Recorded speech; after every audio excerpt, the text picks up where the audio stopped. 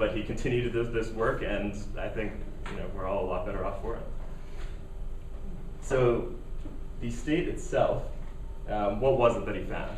He found that the relaxation response elicited by transcendental meditation and later similar practices was characterized by decreased oxygen consumption, decreased heart rate, decreased breathing rate, increased alpha waves and skin resistance, and in later papers it was found there was increased exhaled nitric oxide and decreased responsivity to norepinephrine.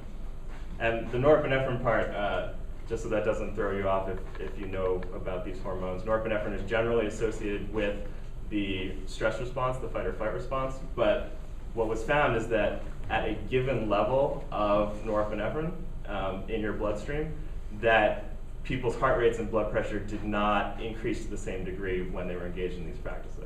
So it's that even when you have norepinephrine, you don't become as stressed out. You don't have the racing heart rate and things like that, even despite this hormone being dumped into your bloodstream.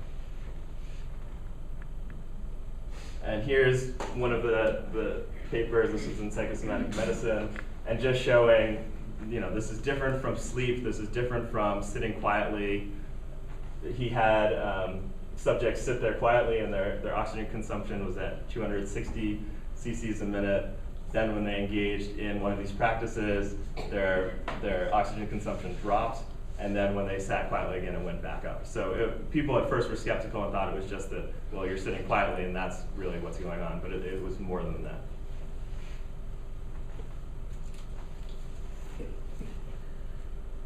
So these were some of the techniques that they first found elicit the relaxation response. There is transcendental meditation, autogenic training, which is first you sort of picture heaviness in the limbs, and then picturing warmth, and then it involves some focusing on the breathing. So it's sort of a mix of different techniques that was used even clinically at this point. Hypnosis, and in particular hypnosis in which they would then guide the subject or patient through a relaxed state, and Zen and yoga. And for all of these, he found the oxygen consumption, respiratory rate, heart rate, alpha waves, etc. Interestingly, blood pressure, the initial studies didn't find any change, and later it was found that this was because of sort of a floor effect, that these were people who had been meditating for some time, and so their blood pressure was already so low that it was too difficult to find an effect. But when they did it later with sort of novice meditators or people who had hypertension in particular, they saw changes in blood pressure. Yeah, within the disciplines of both Zen and yoga, there are many, many different techniques. Yeah. So that's why the early. What does that mean? Yeah. And actually, in some of these early studies, it isn't exactly clear which, what techniques.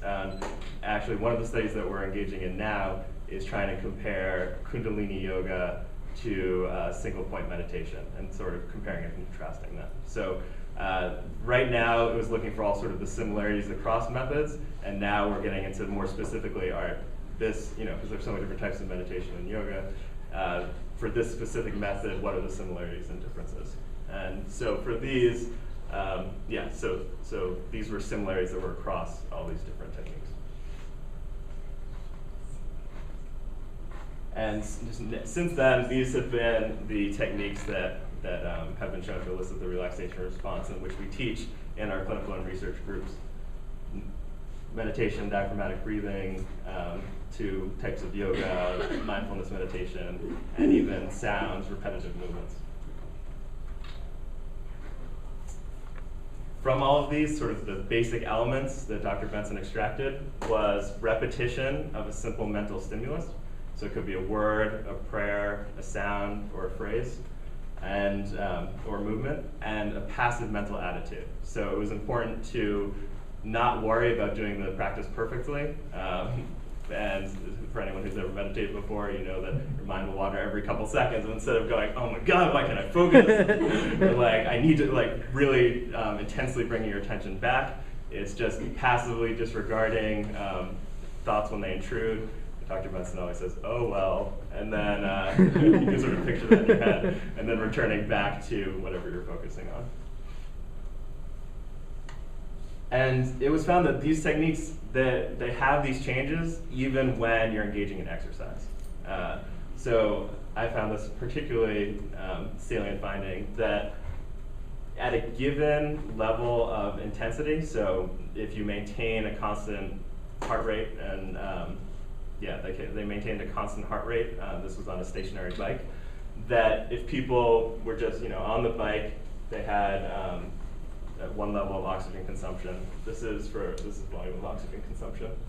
And then during the practice, if they would meditate, engage in one of these techniques during exercise, they would have decreased oxygen consumption on the bike, and then it would jump back up again.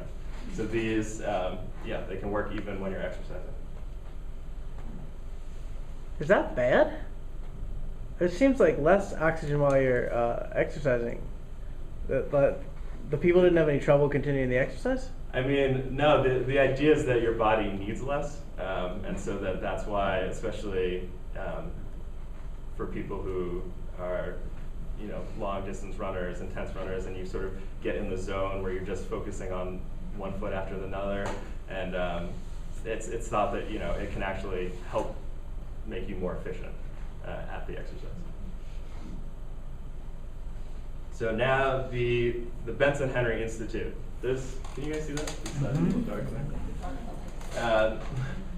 there. So we are a research and clinical institute. And the Benson-Henry is Herbert Benson and John Henry of the Boston Red Sox, the owner of the Boston Red Sox. Do we have any Red Sox fans here? Yeah. Maybe not at the moment, but it's always great. Anywhere you go, Red Sox fans.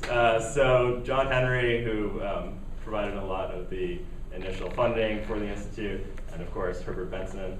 And I think one of the great things about this institute is the combination of research and clinical, and that really they feed off one another so that we can do research on our clinical programs, and that our clinical programs have access to the latest research findings and really can update their programs accordingly.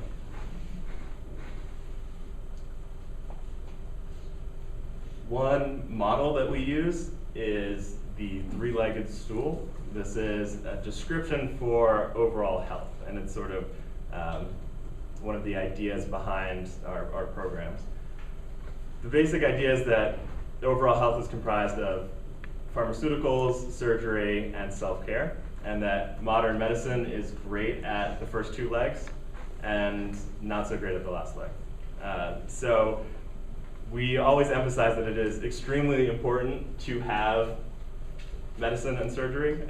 In fact, won't do a show of hands, but if you just think how many of us in this room or people that we care about would not be around today if it weren't for modern medicine, modern surgery, and drugs.